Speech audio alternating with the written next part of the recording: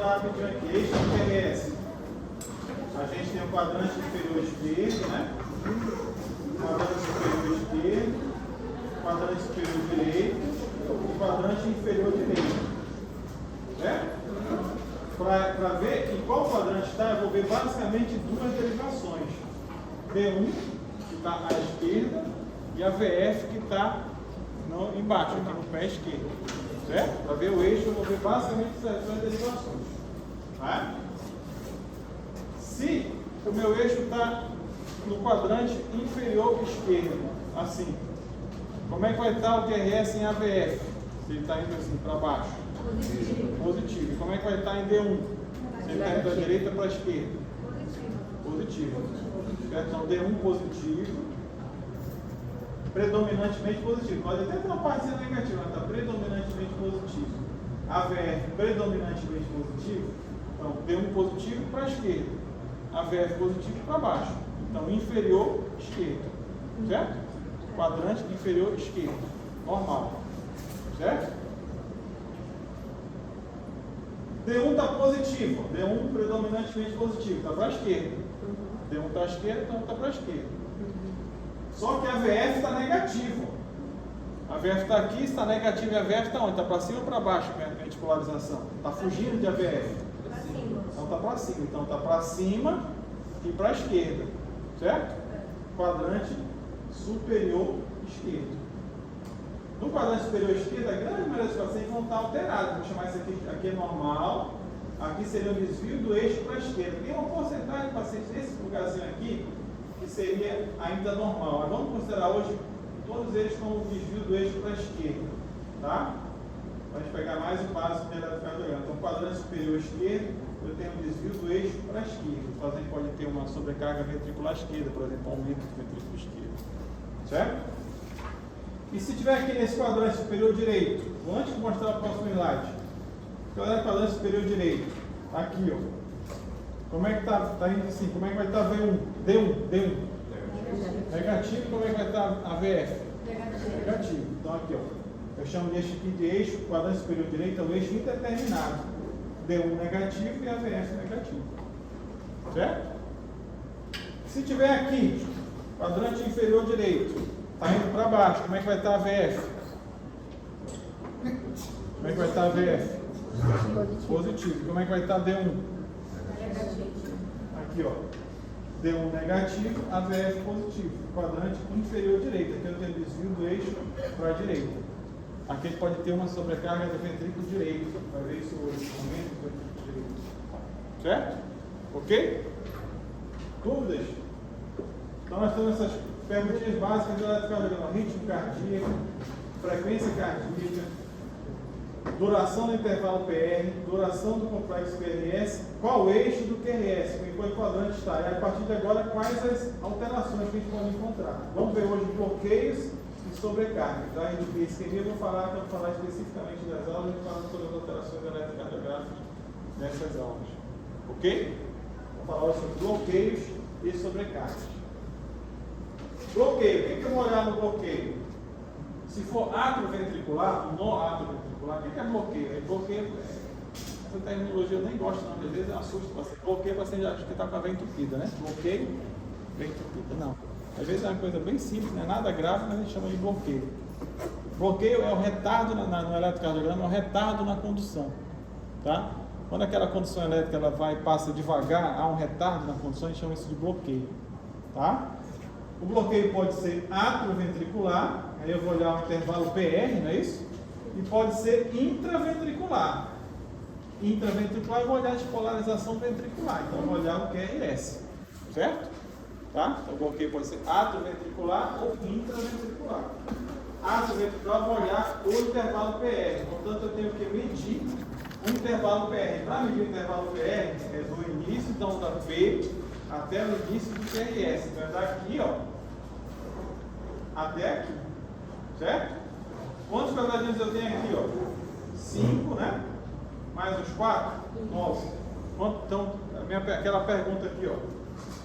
Essa pergunta, qual a duração do intervalo PR? O que você responderia aqui? Tem 9 quadradinhos. Qual é a duração do intervalo PR? Hã? É aí. 0? 36 segundos? Falou 33? Hã? Quanto é cada quadradinho em segundo? 0,04. Tem 9, quanto é que é 9 vezes 0,04? 0,36 segundos. Certo? Acima de 0,20. Só mais 0,20. Então, PR acima de 0,20, nesse caso 0,36 segundos, eu tenho bloqueio atrioventricular de primeiro grau. Certo? Está lá na porta do ato ventricular, a condução passa devagar, ela tem que passar em 0,20 segundos no máximo, ela está passando em 0,36 segundos, está devagar. Lá no ato ventricular tem um bloqueio atrioventricular de primeiro grau. Pode ser alguma droga, tipo beta-bloqueador, retardando essa condução, pode ser uma isquemia miocárdica retardando essa condução, pode ser uma inflamação naquela região do ato ventricular, febre reumática, cardite, miocardite, causando essa retardo na condução. Certo? Bloqueio atrioventricular de primeiro grau. Aqui, eu gosto de pegar sempre uma onda que começa bem aqui no dígito maior. Essa onda P começou aqui, né? Quantos quadradinhos daqui até aqui? 5, né? Mais 1, 6. Então quanto é que está esse intervalo PR? 6 quadradinhos. 6,004. Dá 0,24 segundos. Acima de 0,20, bloqueio atrioventricular de primeiro grau. Certo? Tá? Eu comparo isso aqui com um plantonista.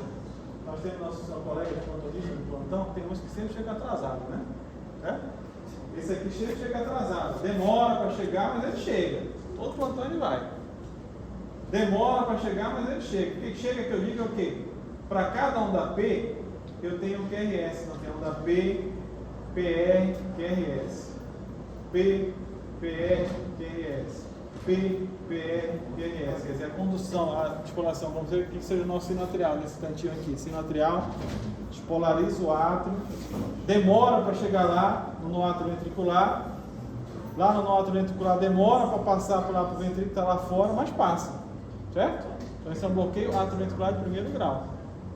Para cada onda P, eu consigo transmitir para o ventrículo, ela passa lá para o ventrículo.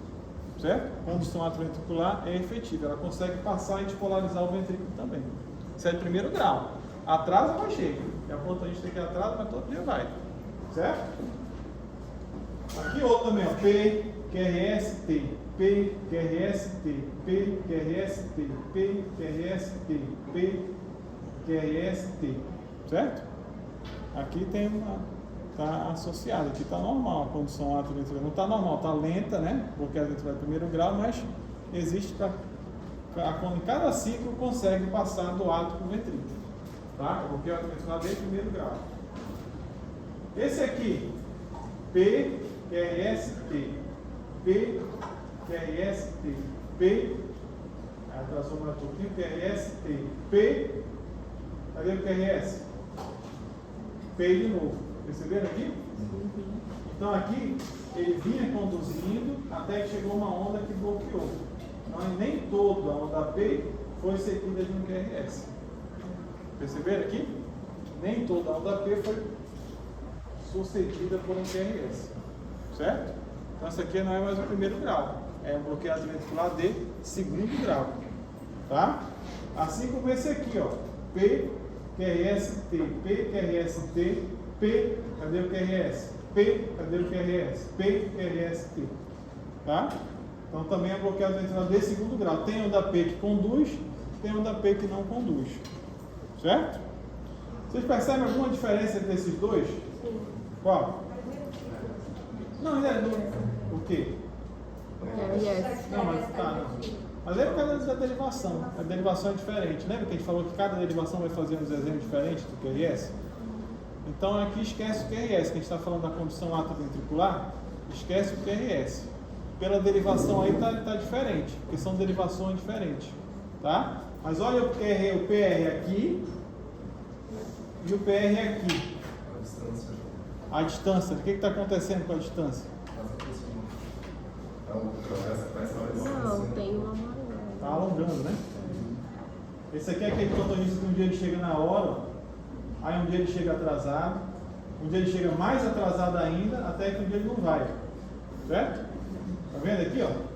O PR está normal aqui. Quanto é que está o PR aqui? Daqui até aqui tem uns 4 quadradinhos? 0,16 segundos, né? Daqui até aqui, ó. 1 mais 5, 6, mais uns 2, 8, né? Certo? 32 segundos. Daqui até aqui, ó. Aqui para cá tem uns 4. Mais 5, 9, mais uns 2, 11. 11 vezes 0,04, 0,44, 0,16, foi para 0,32, foi para 0,44, está lá, certo? Até que bloqueia, né? Total aqui, até que não passa. Aquele plantonista que vai atrasando mais, até que ele não vai, certo? Isso aqui eu chamo de bloqueio ato de segundo grau, que eu vou complicar um pouquinho mais, tipo MOBITZ 1, M-O-B-I-T-Z, MOBITZ 1. Tá? É o menos grave, porque é o menos grave esse MOBITZ 1. Tá? É o que vem logo depois do bloqueio ato de primeiro grau, se o paciente for evoluindo, né? Tá? E esse aqui é o que a gente chama de MOBITZ 2. Esse aqui é o plantonista que não dá aviso prévio. Ele vai sempre todo dia no técnico e chega um dia que ele não vai. Quando acontecer alguma coisa grave aqui, porque é um cara que é todo certinho, chegou um dia que ele não foi. 2 vezes seguidas ele não foi aqui. Certo? Esse aqui é mais grave o problema. Aquele que está atrasando, a gente já sabe que o negócio é crônico mesmo, já não é tão complicado. Já conhecemos o plantonista, a figura. Esse aqui, ele está todo certinho, tem um dia que ele não vai. Alguma coisa séria aconteceu. O que antecede o bloqueio, ele é... Exatamente. O que antecede o bloqueio tem um PR fixo. Esse aqui, o que antecede o bloqueio, tem um PR que vai alongando progressivamente. Então, esse aqui é MOBITZ 1, é o menos grave, e esse aqui é o segundo grau, MOBITZ 2, que é mais grave. O paciente provavelmente aqui já tem alguma intervenção. Certo? Tá? Primeiro grau, despolariza aqui o sino atrial, passa pelo ar, chega no nó ventricular, passa para o ventrículo. Primeiro grau, toda a condução passa para o ventrículo. Certo? No segundo grau, a maior parte das conduções passa para o ventrículo, uma ou outra condução atrial bloqueia e não passa para o ventrículo. Certo? Agora vamos supor que o problema lá no ato ventricular, lá na porta, seja tão grave que bloqueou total. Bloqueio o ato ventricular total. Não passa a condução para lá. Então, começa a despolarização aqui no nosso sino atrial, feixes internodais, polariza o átrio. Portanto, eu tenho onda P, né? Certo? E não passa lá para o ventrículo. E aí, o que acontece? O pessoal que está me ouvindo não pode responder. O que acontece? Bloqueio o átrio ventricular total. Aí não passa lá para o ventrículo. Então não vou ter despolarização ventricular, né? Não vou ter QRS. Se eu não tenho QRS, não tenho despolarização ventricular, eu não tenho contração ventricular. Se eu não tenho contração ventricular, não tenho vida, né? Morreu, né? Morreu? Acabou? A alma? Morreu? O que acontece? Não tá, o ventrículo está lá esperando. Aquela moça lá fora é uma célula ventricular. Está esperando a condução. Está esperando a condução e não chega lá nela. E aí? Manda-se mesmo, né? Hã? Manda-se mesmo.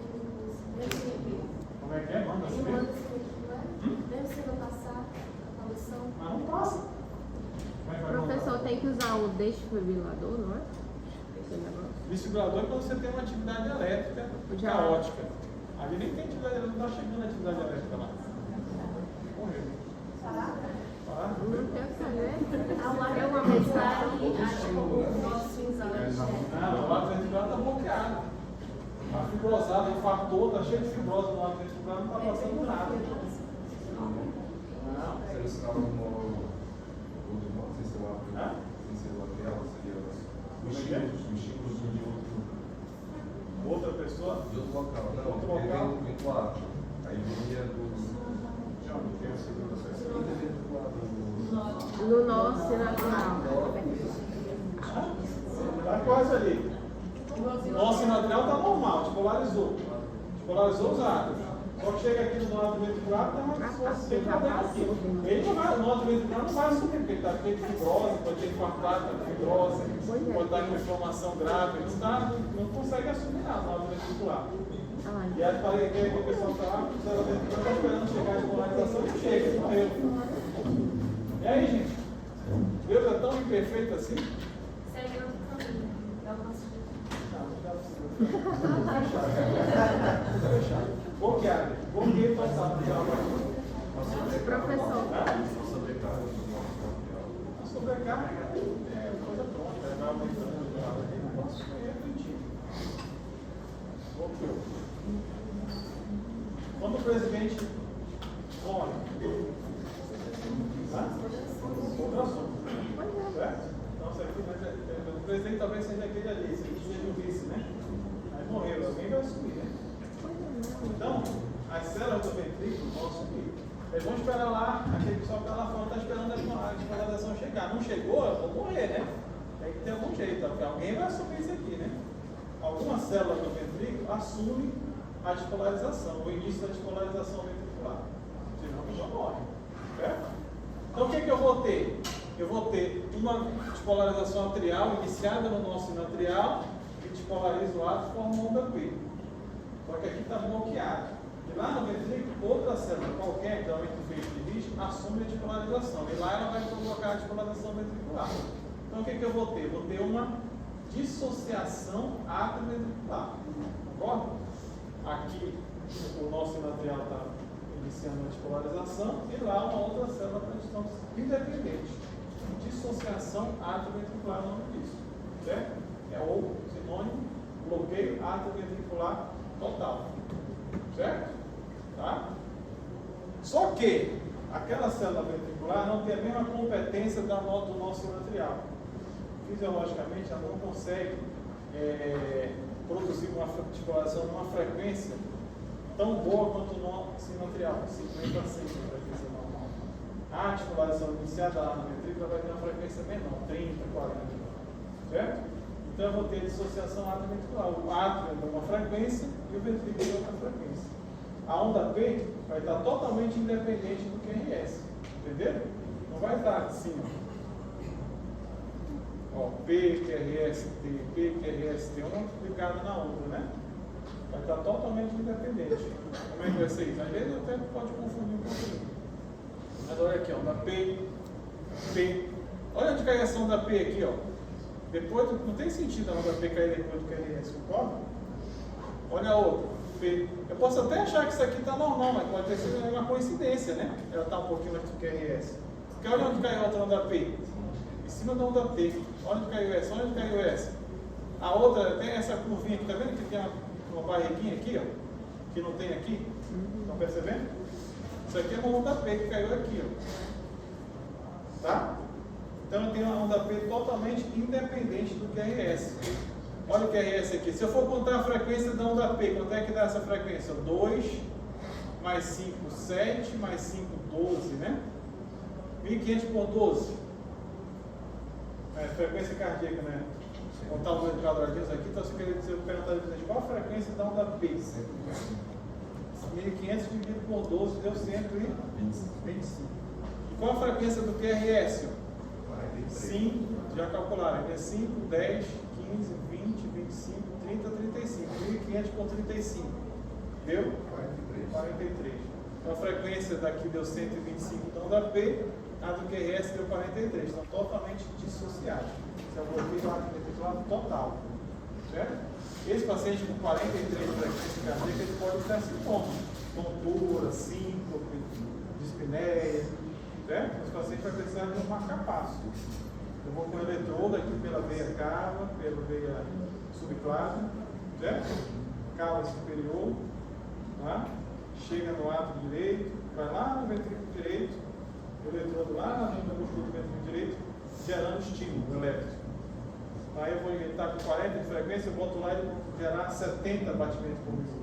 Então ele vai, o marca-passo, colocar a despolarização numa frequência maior para o paciente não ter tantos sintomas. Certo? Isso aqui é o bloqueio atrioventricular total. Outro exemplo aqui está melhor. P. Posso até achar que essa onda P aqui está conduzindo normal, mas olha a outra aqui, ó. Por que essa onda P caiu depois do QRS? Olha essa daqui. Por que essa onda P caiu grudada na onda T? Cadê a onda P? Junto do QRS, aqui, se escondeu embaixo do QRS. Certo? Então está dissociado. Se eu for fazer a frequência aqui, vai dar uma. E essa frequência aqui vai dar outra. O número de quadradinhos está totalmente diferente daqui para cá e daqui para cá. Concorda? Certo? Você quer um bloqueio atrioventricular total. Certo? Tudo bem até aqui? Bloqueio atrioventricular? Professor, esse bloqueio que o senhor está falando é configura mais arritmia, certo? Isso é uma braquiarritmia. Já está que a arritmia, a gente vai falar em outra aula, mas braquiarritmia. Certo? Essa é uma frequência cardíaca menor. Certo? É uma braquiarritmia. Professor, rapidinho. A onda P é aquela menorzinha ali, né? Aí quando o senhor vai contar, que o senhor agora fez o cálculo, qual dessas duas o senhor escolhe para contar? Tanto faz. Porque se for entre essas duas, aí o período é pequeno, né? Aqui, teoricamente, o período vai ser sempre o mesmo. A gente usava muito compasso antigamente. Hoje a gente já não usa mais compasso. Bota um papelzinho e vai somando aqui, vai calculando aqui, ó. Essa é a distância, né? A distância era sempre a mesma. Certo? Ah, tá. Para no início da outra onda P, né? Isso. Uma onda P, a outra distância vai sempre se mantendo. Porque nesse exemplo aí, a onda QRS, ela está positiva no exemplo anterior, apesar de também ser um bloqueio atrioventricular, ela está negativa.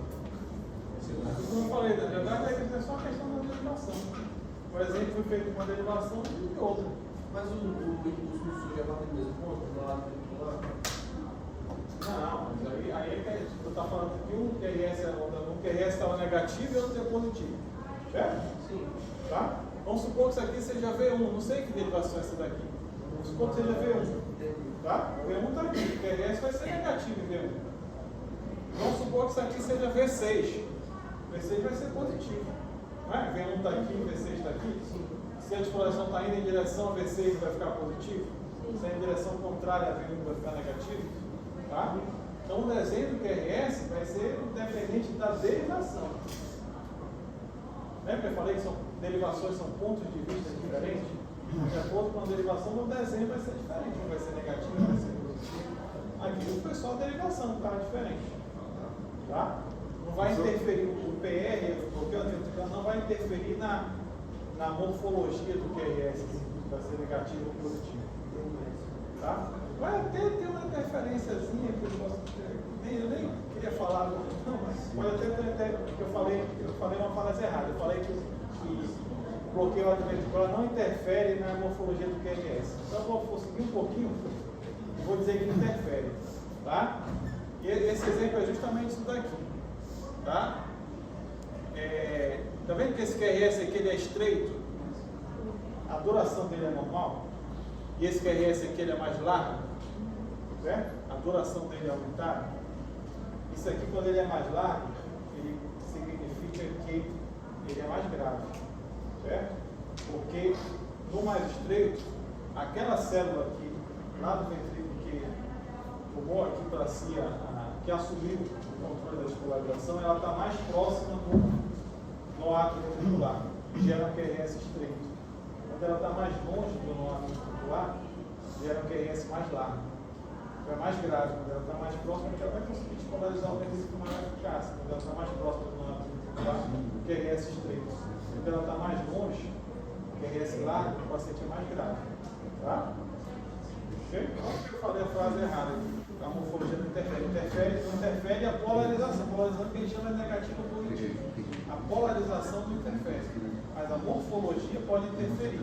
A duração do QRS. Quanto mais largo, mais grave o paciente. Tá? Aquele ritmo de escape é menos eficaz quanto mais largo o QRS. Então o paciente é mais grave, a frequência vai ser menor, mais sintoma, maior necessidade de macapar. Certo? Então seria uma contração mais branda? Menos efetiva, né? Certo?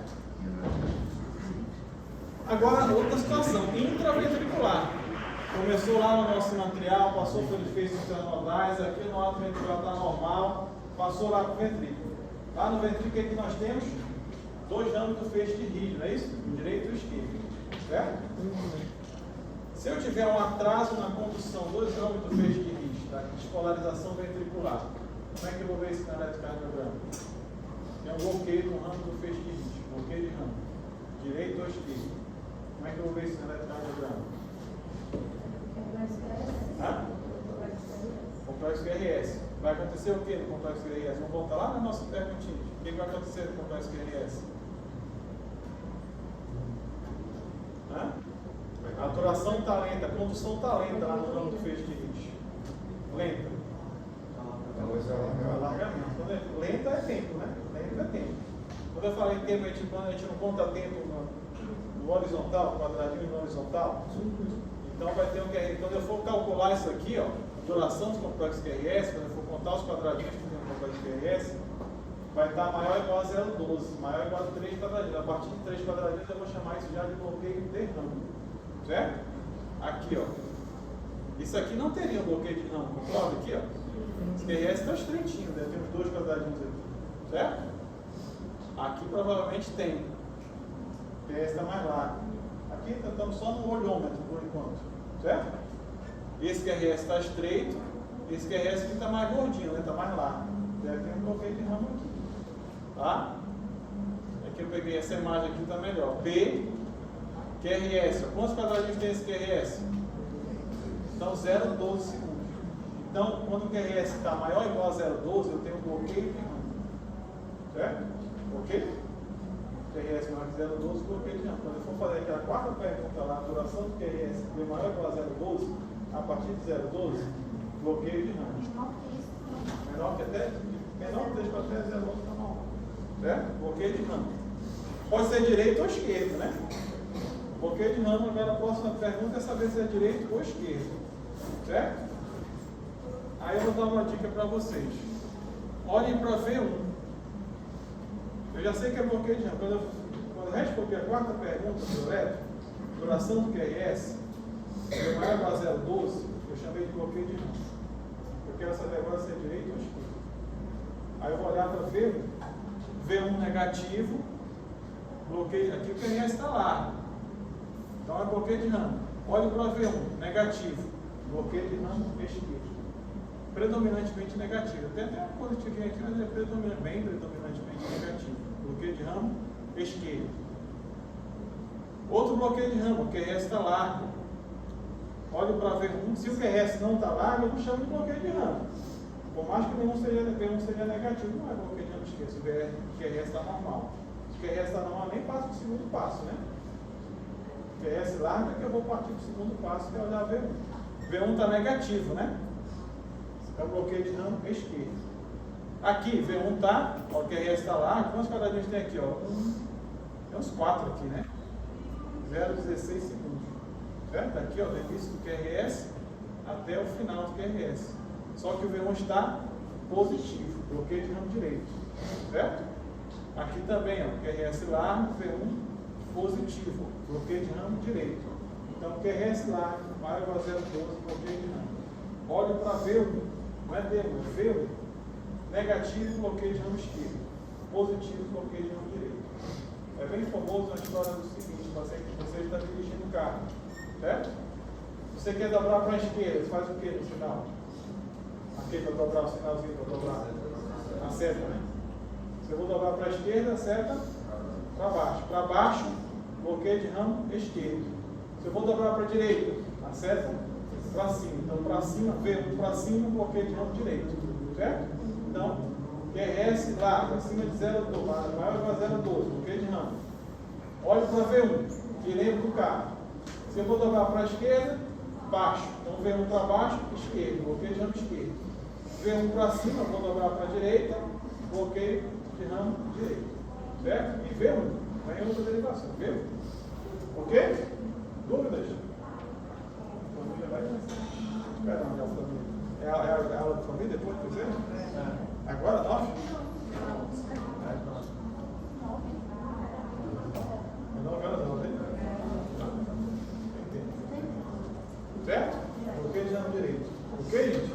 Dúvidas até aqui? Bloqueio A do circular e bloqueio de ramo. Ok? Outro bloqueio de ramo direito, V1 positivo. Tá? Agora vamos falar sobre sobrecargas. O eletrocardiograma ele é capaz de identificar sobrecargas de câmaras, tá? Que sugere aumento de câmara. Então eu posso dizer que está aumentado o ato direito, o ato esquerdo, ventrículo direito, ventrículo esquerdo pelo eletrocardiograma, tá?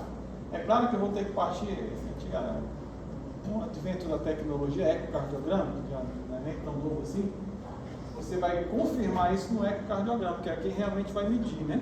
As câmaras. Vai conseguir medir vê a câmera lá e medir certinho. Mas o eletrocardiograma já te sugere, pode sugerir sobrecarga de câmeras. Aumento em qualquer das câmeras cardíacas, 4 câmeras cardíacas. Tá? É claro que o eletrocardiograma também não vai ter a mesma sensibilidade do ecocardiograma. O que é sensibilidade? Sensibilidade é a capacidade de você identificar uma coisa, né? No exame, identificar uma coisa. Então o eletrocardiograma pode até deixar passar batido alguma sobrecarga. Não aparecer no elétrico e ter no ecocardiograma, entendeu? Certo? Pode até acontecer isso, mas tem paciente, principalmente quando essa sobrecarga é mais importante, que já desde o eletrocardiograma ela já vai aparecer. Tá? Então o eletrocardiograma já vai te sugerir uma sobrecarga de câmara que você vai confirmar no ecocardiograma. Tá?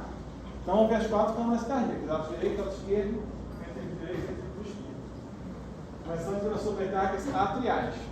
Se eu vou estudar átrio, eu vou olhar para que onda no eletrocardiograma? P. Certo? Então onda P. Tá? Quando a gente olha a onda P assim, a gente está achando aqui que é átrio direito e átrio esquerdo, tudo junto e misturado aqui, né? Átrio direito e átrio esquerdo. Mas se a gente for raciocinar, o nosso sino atrial não está lá no átrio direito? Então, a despolarização começa no átrio direito, né? Essa primeira parte da despolarização, portanto, aqui, é átrio direito. E depois aqui vem o átrio esquerdo. Tá? Seria isso aqui, ó. A primeira parte da ativação atrial corresponde ao átrio direito. E a parte final, átrio esquerdo. Certo? Mas quando junta, a gente vê só uma coisa. Vê uma onda P única, né? Quando junta, o olho humano não consegue identificar quem é átrio direito e quem é átrio esquerdo. Fica só uma ondinha, geralmente, normalmente. Tá? Átrio direito e átrio esquerdo. Mas a gente sabe que o início é átrio direito e o final é átrio esquerdo. Certo? Então, eu fiz isso aqui também. Vermelho, o átrio direito, onde começa, depois aqui vem o átrio esquerdo. Então, o átrio direito termina e ainda tem átrio esquerdo despolarizando. Quando vai formar um desenho, acaba fazendo um desenho só. Se aqui for fazer um desenho, vai fazer um desenho só. Da onda P. Certo? Então, eu pergunto para vocês, se aumentar o átrio direito, aumenta o átrio direito, vocês acham que vai aumentar a duração da onda P? No horizontal? Se aumenta o átrio direito, isso aqui aumentou o átrio direito, a duração dele aumentou. Era desse tamanho e ficou desse tamanho aqui, ó. Mas olha que o final da onda P do átrio direito, da ativação do átrio direito, vai terminar junto com o átrio esquerdo, né? Já era normal, então não vou ver no eletrocardiograma o aumento da duração. Quando eu tenho o aumento do átrio direito, eu não vejo o aumento da duração, porque eu só vou atrasar isso aqui um pouquinho, vai chegar aqui e vai ficar igual, ó. Não vai aparecer na eletro, certo? Aqui é um eletro normal. Se eu atrasar isso daqui, do céu para cá, vai dar no meio, né? Não aumenta a duração. Quando aumenta o átrio direito, não aumenta a duração. O que aumenta? A amplitude. Então, o aumento do átrio direito é visto no eletrocardiograma como aumento da amplitude, da altura da onda P. Basta ter isso aí. Aumento do átrio direito aumenta a amplitude da onda P. Tá? Aumenta quanto? Aqui, ó. Isso aqui é uma onda P normal.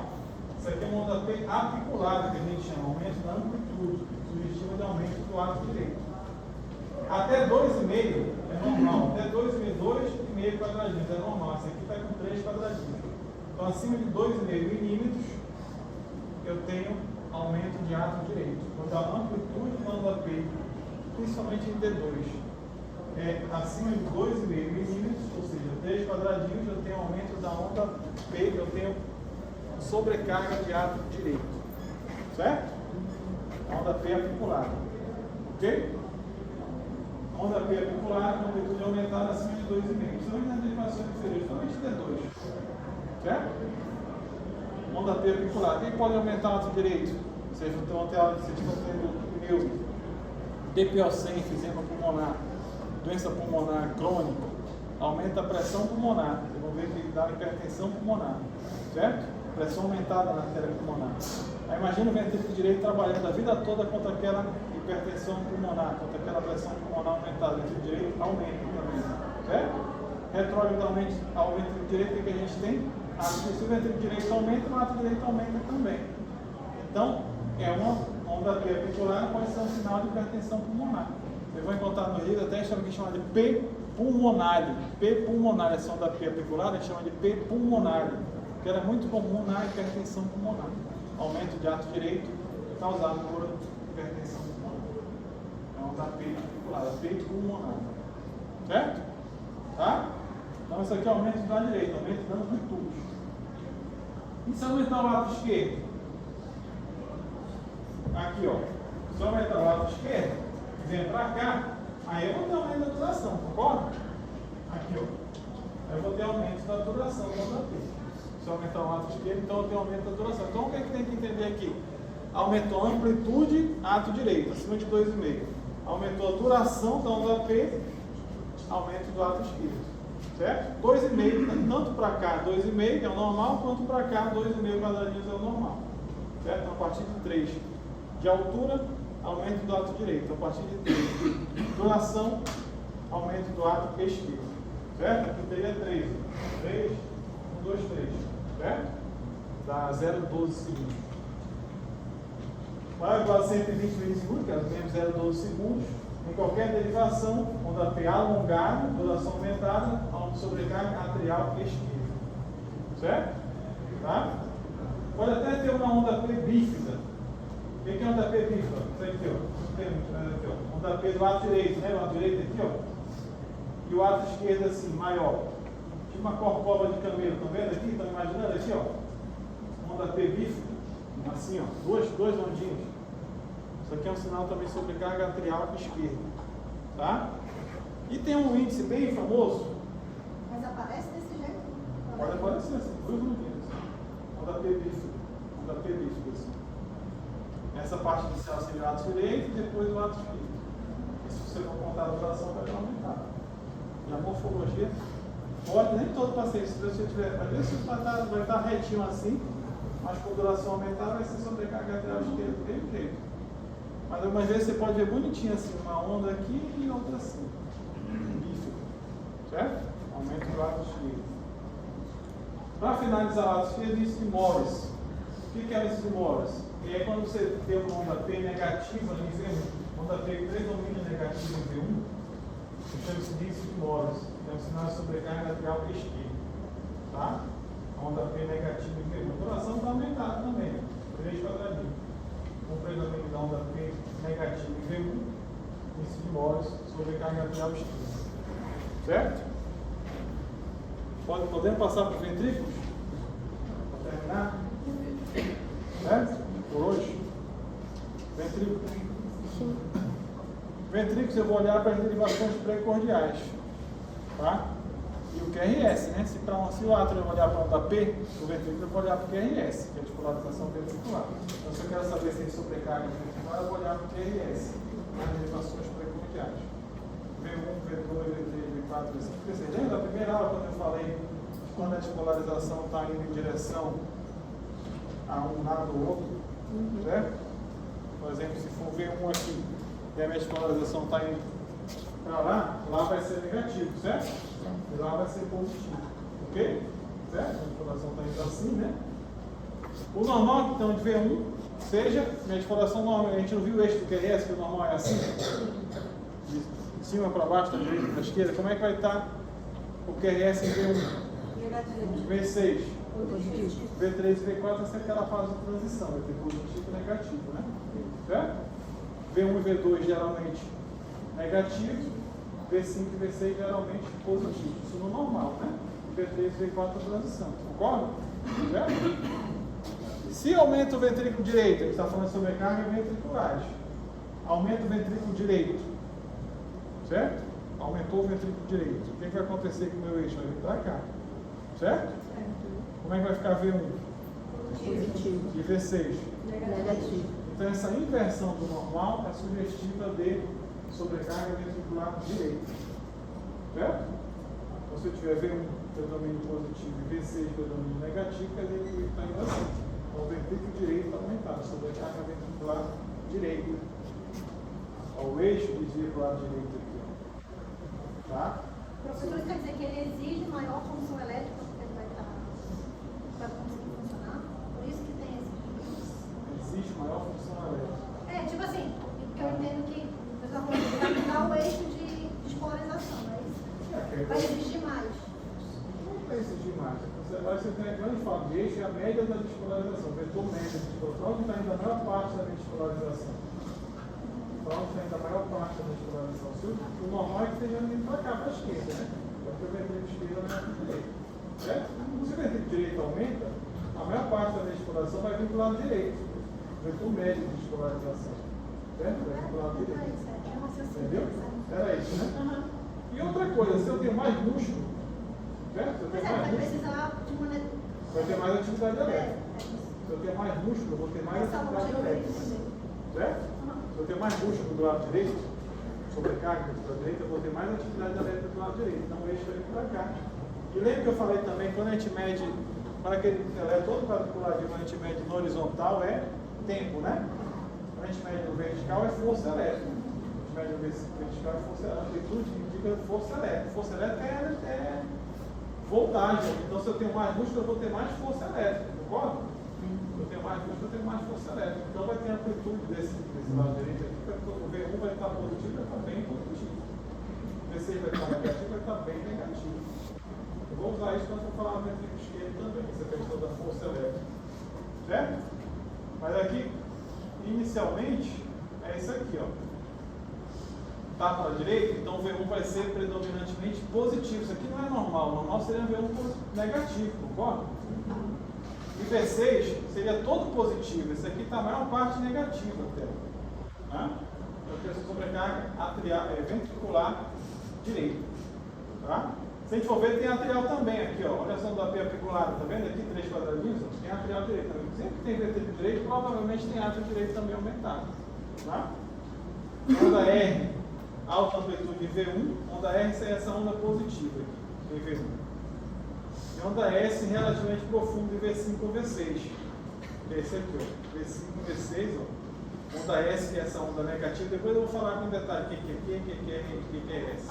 Na aula de seguinte a gente entra em detalhes disso daqui.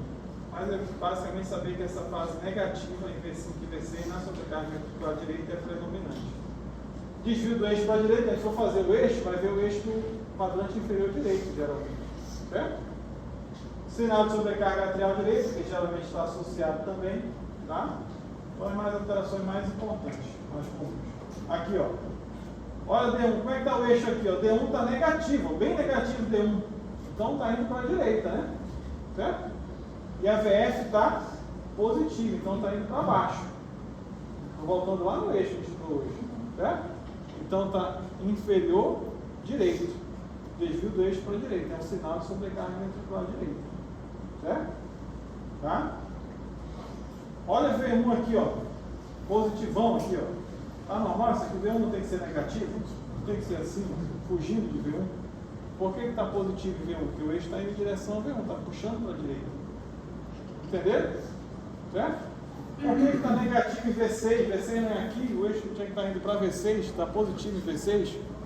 Por que está negativo em V6? Porque está indo contrário de V6, está puxando para a direita. Certo? Então, a sobrecarga ventricular direita é a inversão do normal. Se V1 tem que estar negativo, vai ficar positivo. Se V6 tem que estar positivo, vai ficar negativo. Certo? A sobrecarga ventricular direita é a inversão desse padrão normal. E a sobrecarga ventricular esquerda? Aí é que entra a história da força elétrica também. Sobrecarga ventricular esquerda, aumento ventricular esquerdo vai estar do mesmo jeito, concorda? Não vai alterar então. V1 vai ser negativo e V6 vai ser positivo, porque está do lado esquerdo dele. Tá? Mas vai estar maior, mais acentuado. Mas eu vou ter mais músculo. Porque tanto pode estar aumentado, dilatado, tanto pode estar a espessura aumentada da parede. Na verdade, não dá para ser feito V excêntrico, que a gente chama, que é a dilatação da câmara, ou se é uma hipertrofia concêntrica, que é a espessura da parede aumentada. Na verdade, ele não consegue diferir. Ele só sabe que tem mais músculo do que se tem mais músculo, tem mais força elétrica. Se tem mais músculo, tem mais força elétrica. Força elétrica não mexe na amplitude. Certo? Então, o normal vai ser V1 negativo. Só que na sobrecarga ventricular esquerda vai estar muito negativo. O normal vai ser V5 e V6 ser positivo. Só que na sobrecarga ventricular esquerda vai estar muito positivo. Certo? Ok? Entenderam? Sobrecarga ventricular direita é a inversão do normal. Sobrecarga ventricular esquerda é a exacerbação do normal. Mais acentuada. Tá? Agora, muito exacerbado é uma coisa muito subjetiva, né? Muito quanto, né? O que é muito? Para mim, para ti é uma coisa diferente. O que é muito, né? a gente tem critérios de amplitude. Tem vários critérios de amplitude na literatura. O mais utilizado é esse, é o critério de Sokolov. Tá?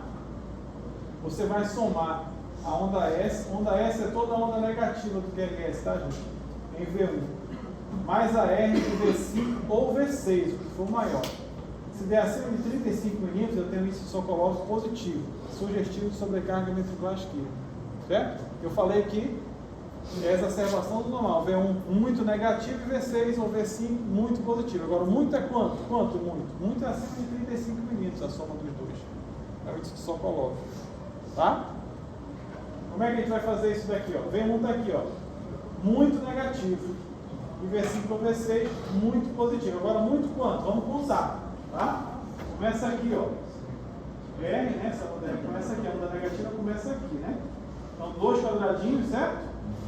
Mais 5, 7. Mais 5, 12. Mais 5, 17. Tem mais uns 2 aqui. Até perdi aqui. Tem mais uns 2, 19. Ok? Certo? Contar aqui, ó. Tem 19 quadradinhos aqui, mais ou menos. Não, eu tenho que somar. Tem que somar. Isso aqui é só o V1. Vou somar com R de V5 ou V6, o que for maior. Quem é maior? O V5 ou V6? Parece que o V5 é maior, né? Então eu tinha 19 aqui, né? Mais, daqui para cá tem 1. Vamos dizer, daqui para cá tem 1. 20, né? 25, 30, 35, até se perde. 30 já deu 35, né? 40, 43. Certo? Acima de 35, ok? Então isso só coloca, é somar a parte negativa de V1, que é a onda S, com a parte positiva de V5 ou V6, que é a onda S. Se a soma der acima de 35 milímetros, eu tenho índice de Sokolov positivo. Eu tenho muita amplitude. Portanto, isso é um sinal de sobrecarga ventricular esquerda. Tá? Cuidado com os magrinhos.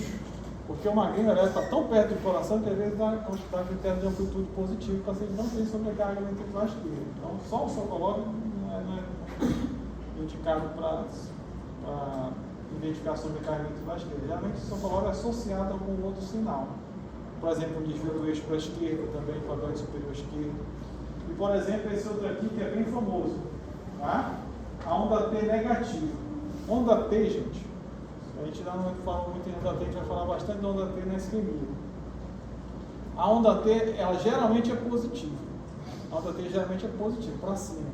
Tá? Exceto em V1 e a VR, que ela pode ser negativa normal ainda. Tá? Mas geralmente a onda T é positiva. Se a onda T for negativa, tem alguma alteração aí, chama isso de alteração de repolarização ventricular. Onda T negativa, a onda T na repolarização. Então, quando a onda T é negativa, vocês vão ver vários elétrons em alteração de repolarização ventricular. É a onda T negativa. Isso pode ser inespecífico, paciente idoso, hipertenso, diabético, às vezes pode ter onda T negativa, sim. Negativa não tem muita coisa chamada onda T, sim.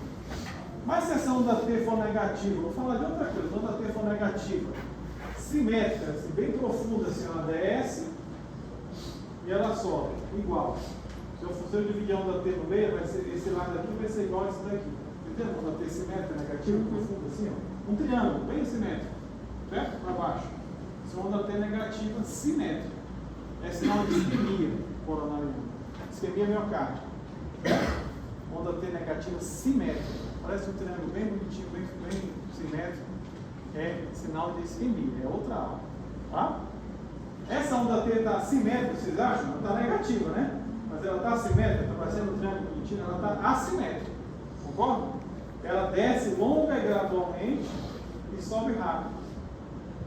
Se for simétrica, ela desce igual ela sobe. Seria simétrica. Essa daqui desce devagar e sobe rápido. Se eu dividir isso aqui no meio, esse lado vai ser diferente desse lado. Concorda?